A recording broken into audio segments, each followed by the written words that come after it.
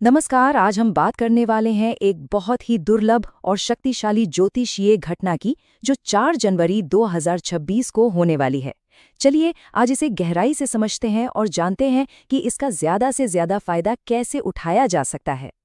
देखिए, ये सिर्फ कोई आम खगोलीय घटना नहीं है, बल्कि ये सफलता और तरक्की के लिए एक सुनहरा दरवाजा खोलने जैसा है।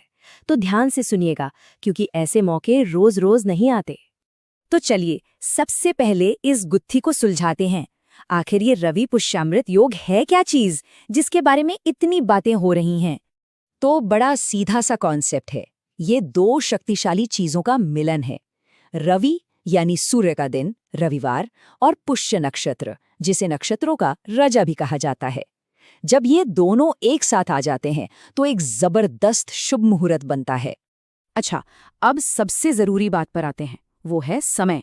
इस खास योग का असर 4 जनवरी 2026 को दोपहर 3:11 से शुरू होगा और अगले दिन यानी 5 जनवरी को सूरज निकलने तक ही रहेगा। तो इन टाइमिंग्स को कहीं नोट कर लीजिए, क्योंकि ये मौका बहुत लिमिटेड टाइम के लिए है।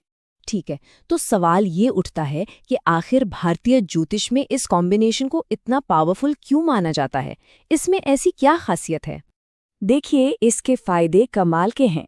मुहूर्त चिंतामणि जैसे बड़े बड़े ग्रंथ कहते हैं कि इस दिन शुरू किया गया कोई भी काम लगभग सफल होता ही है।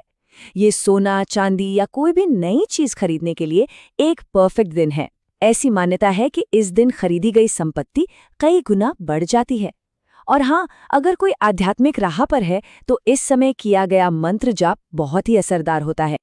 तो ये तो हुई थ्योरी की बातें। अब आते हैं प्रैक्टिकल चीजों पर। चलिए 2 बहुत ही आसान लेकिन शक्तिशाली उपायों के बारे में जानते हैं जो बरगद के पत्ते से जुड़े हैं, जिसे अक्षय माना जाता है, यानी जो कभी नष्ट नहीं होता। पहला उपाय है मनोकामना पूरी करने के लिए। तरीका बहुत सिंपल है।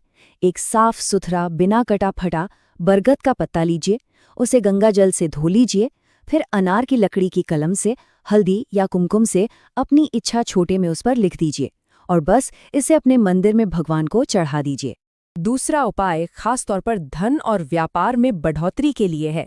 एक साफ पत्ते पर हल्दी से श्रीम लिखिए या स्वास्तिक बना लीजिए, फिर श्री सूक्त सुनते हुए धूप दीप से इसकी पूजा करें और इसे अपनी तिजोरी या गल्ले में रख दें। कहते हैं कि इससे फिजूल के खर्चे कम होते हैं और बरकत बढ़ती है।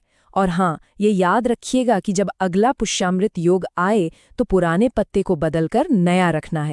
लेकिन 1 मिनट, इन उपायों को करते समय प्रकृति का सम्मान करना बहुत जरूरी है।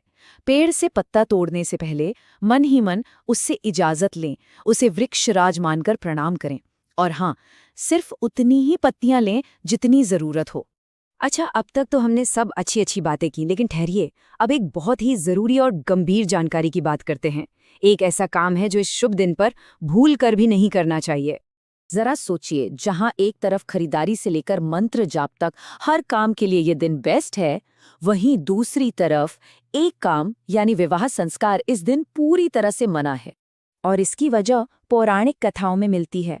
मान्यताओं के अनुसार इस नक्षत्र को खुद ब्रह्मा जी का श्राप मिला हुआ है कि इस मुहूर्त में हुई कोई भी शादी सुखी नहीं रहेगी। इसीलिए इस दिन विवाह के बारे में सोचना भी नहीं चाहिए।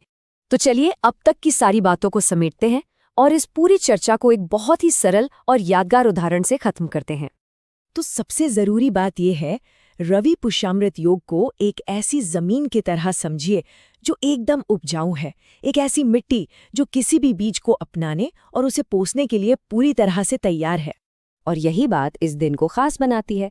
इस उपजाऊ जमीन पर आप अपने संकल्प, काम या इरादे का जो भी बीज बोएंगे, सिर्फ विवाह को छोड़कर, तो ये माना जाता है कि वो एक ऐसे पेड़ में बदलेगा जिस पर हमेशा फल लगते रहेंगे। तो अब सवाल ये उठता है कि इस ब्रह्मांडीय अवसर की उपजाऊ भूमि में कौन सा बीज बोने का इरादा है? ये एक ऐसा सवाल है जिस पर